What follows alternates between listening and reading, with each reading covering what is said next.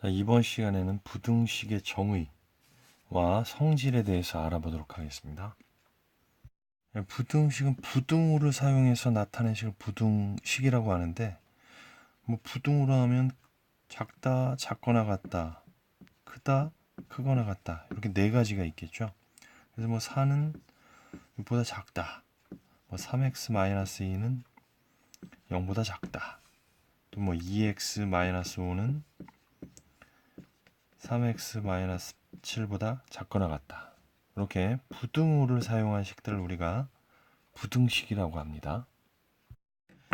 자, 부등식의 해는 부등식을 참으로 만드는 x값을 말합니다. 자, 우리가 방정식의 해는 방정식을 참으로 만드는 x값이 방정식의 해였는데, 예를 들어서 3x는 6이었다. x는 2가 이 방정식의 해였습니다. x가 2일 때 이 등식이 성립하는 거죠. 마찬가지로 3x는 6보다 작다.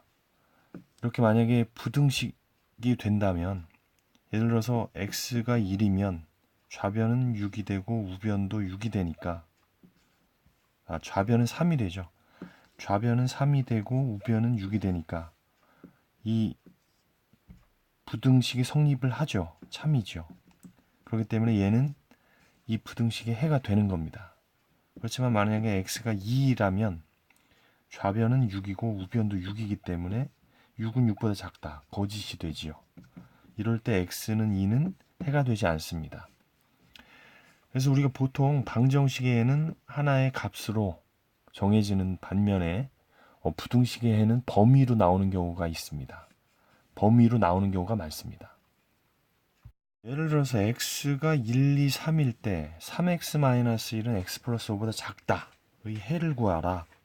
자, 이럴 때는 한번 대입을 해보면 될 것 같아요. 자, x는 2를 대입을 하면 좌변은 3 빼기 1이니까 2가 되고, 우변은 1 플러스 5니까 6이 돼서 2는 6보다 작다. 참입니다. 부등식이 참이 되니까 얘는 해가 되는 겁니다. 자, 2를 대입해 볼게요. 2를 대입해 보면 좌변은 6 빼기 1이니까 5가 되고, 우변은 7이 되니까 5는 7보다 작다. 역시 참입니다. 부등식이 참이 되니까 얘는 해가 되는 거죠.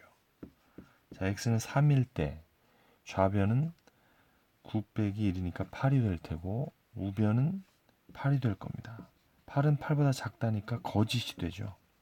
그러니까 얘는 해가 아닙니다. 그래서 해는 1과 2 이렇게 구하면 되겠습니다. 다음은 이제 부등식의 성질에 대해서 알아볼 건데, 첫 번째 성질입니다. 같은 수를 더하거나 빼도 부등호의 방향은 변함이 없다. 자, 예를 들어서 4는 6보다 작다, 이런 부등식이 있을 때 여기에다가 같은 수를 더하면 똑같은 만큼 증가를 하기 때문에 이 크기는 변하지 않겠죠. 마찬가지로 같은 수를 빼더라도 똑같은 값만큼 감소하기 때문에 이 부등호의 방향은 바뀌지 않는다. 이런 얘기가 되겠습니다. 예를 들어서 똑같은 수 2를 한번 더해 보겠습니다. 2를 더해 보면 좌변은 6이 되고 우변은 8이 되니까 6은 8보다 작다. 이 부등호의 방향이 그대로 유지가 된다. 이 얘기입니다. 그럼 이번엔 똑같은 수를 빼보겠습니다. 똑같이 5를 한번 빼보겠습니다. 그럼 좌변은 마이너스 1이 되고 우변은 1이 되니까 마이너스 1은 1보다 작죠. 그래서 부등호의 방향은 그대로 변하지 않는다는 것을 알 수가 있습니다. 자, 두 번째 성질은 양수입니다. 양수를 곱하거나 나누어도 부등호의 방향은 변하지 않는다. 자, 마찬가지인데, 자, 예를 들어서 4가 6보다 작다. 여기에다가 똑같은 수 2를 한번 곱해 보도록 하겠습니다. 2를 곱하면 좌변은 8이 되고 우변은 12가 되니까 8은 12보다 작다. 부등호의 방향은 바뀌지 않는다는 거죠. 자, 그럼 똑같은 수 2로 한번 나누어 보겠습니다. 양변을. 그럼 좌변은 4 나누기 2니까 2가 되고 우변은 6 나누기 2니까 3이 되고, 그럼 2는 3보다 작다. 부등호의 방향이 역시 변하지 않는다는 겁니다. 부등식의 성질 세 번째입니다. 이게 가장 중요한 것인데 음수를 곱하거나 나누면 부동의 방향이 변한다입니다. 변한다. 지금까지 변하지 않았는데 음수를 곱하거나 나누면 부동의 방향이 변한다. 자, 예를 한번 들어보면 자, 4는 6보다 작다. 여기에다가 똑같은 수 마이너스 1을 한번 곱해 볼게요. 음수를 곱하는 겁니다. 그러면은 좌변은 마이너스 8이 되고 우변은 마이너스 12가 되니까 마이너스 8이 마이너스 12보다 크죠. 음수일 때는 절대값이 작은 것이 크니까, 즉 부등호의 방향이 변했습니다. 이번에는 같은 수, 같은 음수로 한번 나누어 보겠습니다. 4를 마이너스 2로 나누면 마이너스 2가 되겠죠. 6을 마이너스 2로 나누면 마이너스 3이 돼. 그럼 마이너스 2는 마이너스 3보다 크죠. 부등호의 방향이 역시 바뀌었습니다. 자, 지금 선생님이 예를 들어서 이렇게 증명을 해봤는데 사실 일반적으로 증명을 할 수가 있습니다. 그런데 그 방법은 중학교 3학년 때 배울 거고요. 여러분들이 이번 시간에 정확히 알아둬야 될 것은 부등식은 같은 수를 더하거나 빼면 부등호의 방향은 안 바뀝니다. 그리고 양수를 곱하거나 나누어도 부등호의 방향은 안 바뀝니다.